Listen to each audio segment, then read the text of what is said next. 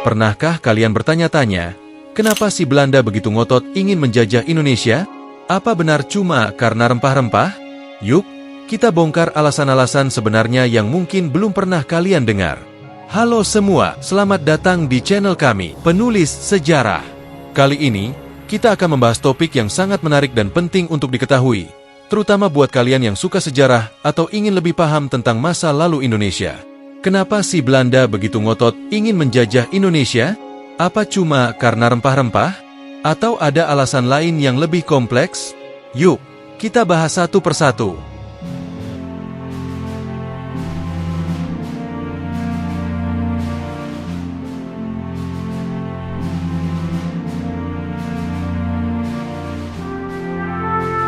Jadi, pertama-tama, kita harus tahu dulu kondisi Belanda pada abad ke-16 dan ke-17.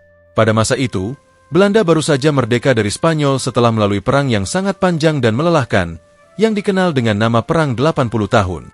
Perang ini berlangsung dari tahun 1568 sampai 1648. Setelah merdeka, Belanda menghadapi tantangan besar untuk membangun kembali ekonomi mereka yang hancur akibat perang.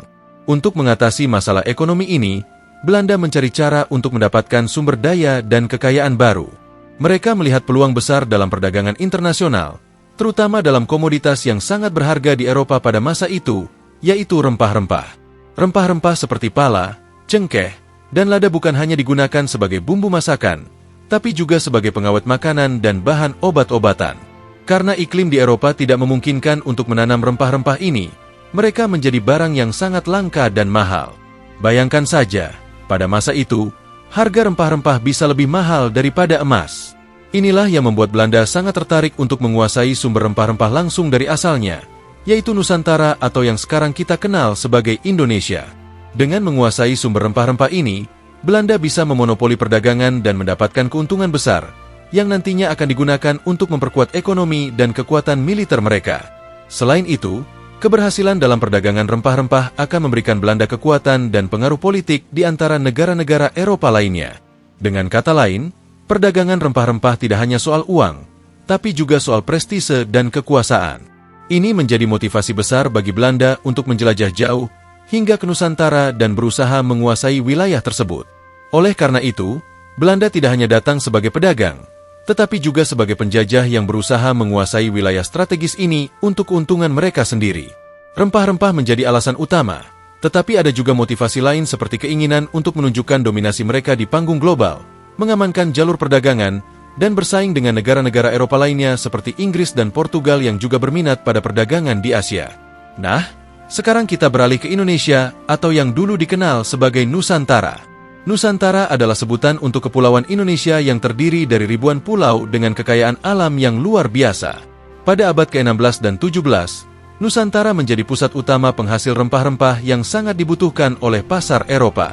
Tanaman rempah seperti pala, cengkeh, dan lada tumbuh subur di beberapa wilayah Nusantara, seperti Maluku, yang dikenal sebagai Kepulauan Rempah-Rempah. Bayangkan, di Eropa, rempah-rempah ini tidak hanya digunakan sebagai bumbu masakan, tetapi juga sebagai pengawet makanan, bahan obat-obatan, dan bahkan dianggap sebagai simbol status karena harganya yang sangat mahal. Setiap biji pala dan cengkeh yang dihasilkan di Nusantara memiliki nilai ekonomi yang sangat tinggi di pasar Eropa. Keberadaan rempah-rempah yang melimpah di Nusantara inilah yang membuat Belanda sangat tertarik untuk menguasai wilayah ini. Mereka menyadari bahwa jika bisa mengendalikan produksi dan distribusi rempah-rempah, mereka akan mendapatkan keuntungan yang sangat besar. Dengan monopoli perdagangan rempah-rempah, Belanda bisa mengendalikan harga di pasar Eropa, yang artinya mereka bisa menjual rempah-rempah dengan harga yang jauh lebih tinggi dibandingkan biaya produksi dan transportasinya. Untuk mewujudkan hal ini, Belanda melalui VOC, Verenigde Oost-Indische Compagnie, melakukan berbagai cara. Mereka membuat perjanjian dengan penguasa lokal, mendirikan pos-pos perdagangan, dan bahkan tidak segan-segan menggunakan kekuatan militer untuk menaklukkan wilayah yang menolak kerjasama. Tujuan mereka jelas, menguasai sumber rempah-rempah langsung dari asalnya dan memastikan bahwa hanya mereka yang bisa mengekspor rempah-rempah tersebut ke pasar Eropa.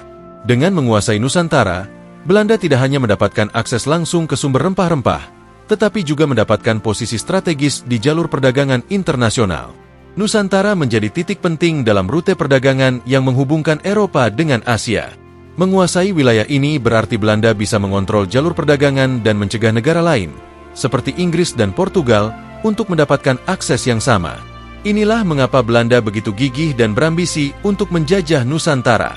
Keuntungan ekonomi dari perdagangan rempah-rempah adalah motivasi utama mereka, tetapi ada juga alasan-alasan strategis lainnya yang membuat Nusantara menjadi wilayah yang sangat berharga bagi Belanda. Untuk mewujudkan tujuan mereka menguasai perdagangan rempah-rempah, Belanda membentuk VOC atau Verenigde Oost-Indische Compagnie pada tahun 1602. VOC ini tidak seperti perusahaan biasa. Bayangkan, VOC bisa dibilang perusahaan multinasional pertama di dunia yang memiliki kekuasaan luar biasa, bahkan bisa kita anggap sebagai negara dalam bentuk perusahaan. VOC diberi kewenangan penuh oleh pemerintah Belanda, yang mencakup hak untuk membuat perjanjian dengan penguasa lokal, membangun benteng, dan memiliki tentara sendiri. Dengan kekuasaan sebesar ini, VOC tidak hanya berperan sebagai pedagang, tetapi juga sebagai penguasa politik dan militer di daerah-daerah yang mereka kuasai. Mereka mendirikan pos-pos perdagangan yang dilindungi oleh benteng-benteng kokoh, seperti di Batavia, sekarang Jakarta, Ambon, dan Banda. Dari sini, VOC bisa mengontrol produksi dan distribusi rempah-rempah. Mereka juga membuat perjanjian dengan penguasa lokal yang seringkali bersifat sepihak dan merugikan pihak lokal. Jika ada penguasa yang menolak kerjasama, VOC tidak segan-segan menggunakan kekuatan militer untuk menaklukkan wilayah tersebut. Selain itu, VOC menerapkan sistem monopoli yang ketat. Misalnya, di Kepulauan Banda, yang merupakan penghasil utama pala, VOC memaksa penduduk lokal untuk menjual palahannya kepada mereka dengan harga yang ditentukan oleh VOC. Mereka juga memusnahkan pohon-pohon pala di wilayah lain untuk memastikan hanya mereka yang bisa mengendalikan pasokan pala di pasar internasional. Dengan kekuatan militer dan politik yang besar, VOC bisa menekan dan mengontrol wilayah-wilayah yang kaya akan rempah-rempah. Mereka mendirikan pemerintahan sendiri di daerah-daerah tersebut, mengatur kehidupan sosial dan ekonomi, serta menegakkan hukum berdasarkan kepentingan mereka. VOC bertindak bukan hanya sebagai pedagang, tetapi juga sebagai penguasa yang memiliki kendali penuh atas wilayah yang mereka kuasai. Mereka memungut pajak, menetapkan aturan perdagangan, dan menggunakan kekerasan jika diperlukan untuk menjaga kepentingan mereka. Dengan cara ini, VOC berhasil memonopoli perdagangan rempah-rempah dan mendapatkan keuntungan yang sangat besar, yang kemudian digunakan untuk memperkaya Belanda dan mendanai kekuatan militer serta ekspansi mereka di wilayah lain. Jadi, bisa kita lihat bahwa VOC adalah alat utama Belanda untuk mewujudkan ambisi mereka dalam menguasai perdagangan dan wilayah di Nusantara. Mereka tidak hanya berdagang, tetapi juga berperan sebagai penguasa yang memiliki kendali penuh atas wilayah yang mereka kuasai. Tapi, alasan Belanda menjajah Indonesia tidak hanya soal ekonomi. Ada juga faktor politik dan strategi. Pada masa itu, kekuatan Eropa saling bersaing untuk memperluas wilayah dan pengaruh mereka. Menguasai Nusantara berarti Belanda punya posisi strategis di Asia Tenggara, mengamankan jalur perdagangan, dan menyaingi negara Eropa lainnya seperti Inggris dan Portugal. Tentunya, penjajahan ini membawa dampak yang sangat besar bagi Indonesia. Selain eksploitasi sumber daya alam, rakyat Indonesia juga mengalami penderitaan seperti kerja paksa dan penindasan. Tapi dari sinilah juga muncul semangat perjuangan dan nasionalisme yang akhirnya membawa Indonesia ke pintu kemerdekaan.